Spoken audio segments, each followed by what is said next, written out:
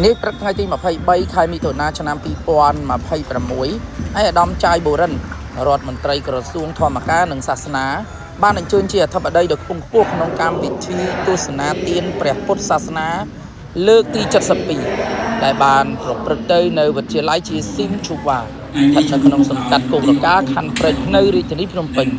ក្នុងកម្មវិធីដែលមានអត្ថន័យនេះគឺរៀបចំឡើងដោយនាយកដ្ឋានស្រាវជ្រាវនិងផ្សព្វផ្សាយកិច្ចការសាសនាផ្សារភ្ជាប់សង្គមអគ្គនាយកដ្ឋានកិច្ចការសាសនានៃក្រសួងធម្មការសូមទស្សនាកម្មវិធីដូចតទៅបានឆ្លៀតឱកាសដ៏មានតម្លៃជាចូលរួមជាអធិបតីក្នុងកម្មវិធីទស្សនាទានព្រះពុទ្ធសាសនាដើម្បីអប់រំសិលធម៌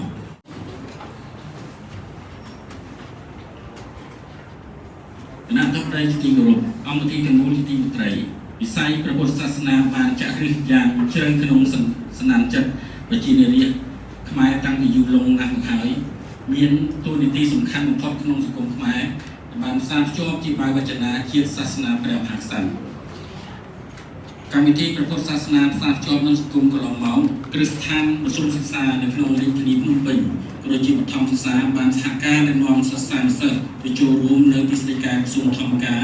និងសាសនាចាប់តាំងពីឆ្នាំ2014-2015រហូតដល់បច្ចុប្បន្នសម្រាប់សិស្សានុសិស្សចូលរួមក្នុងកម្មវិធីព្រះពុទ្ធសាសនាផ្សារភ្ជាប់នឹងសង្គមបានទទួលប្រយោជន៍យ៉ាងច្រើនលើសលប់ទាំងចំណេះដឹងនិងវិជ្ជាបទសម្រាប់ការរស់នៅ